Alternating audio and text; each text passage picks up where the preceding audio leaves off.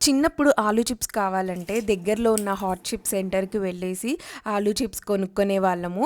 కానీ ఊరికే బయట ఫుడ్ ఎందుకు అనేసి ఇంట్లోనే నేనైతే ఆలు చిప్స్ ట్రై చేశానండి. చాలా పర్ఫెక్ట్‌గా వచ్చాయి. సో, మరి మన సబ్స్క్రైబర్స్‌కి ఈ షార్ట్‌ని ఎందుకు షేర్ చేయకూడదు? వాళ్ళు కూడా ఇంట్లో చేసుకుంటారు కదా! అన్నట్టుగా నేనైతే ఆలు చిప్స్‌ని మీకోసం ప్రిపేర్ చేస్తున్నాను మీకు చూపిద్దామని.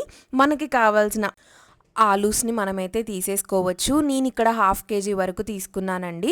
ఇవి మనము ఒక్కసారి చేసేసుకున్నామంటే ఇయర్ వరకు స్టోర్‌గా ఉంటాయి. 1 ఇయర్ మనకెప్పుడు ఆలు చిప్స్ కావాలన్నా అప్పుడైతే చకచకా చేసేసుకోవచ్చు. ఆలూస్‌ని మంచిగా పీల్ చేసేసుకొని వాటర్‌లో కొద్దిగా సాల్ట్ వేసి నేను చూపించాను కదా వీడియోలో ఒక్క 10 నిమిషాలైనా అలా ఉడకనివ్వాలి. ఆలు అనేవి సాఫ్ట్‌గా అవ్వాలి.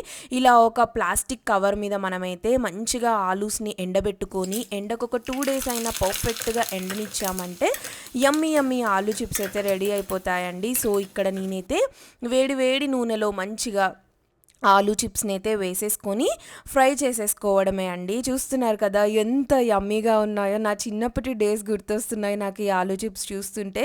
మనకి కావాల్సినన్ని చిప్స్ ఫ్రై చేసేసుకొని పైనుండి కొంచెం ఉప్పు, కారం చల్లుకొని ఒక్కసారి టాస్ చేసేసుకొని సాంబార్‌లోకి, పప్పులోకి కూడా నంజుకొని తింటే సూపర్ ఉంటుంది.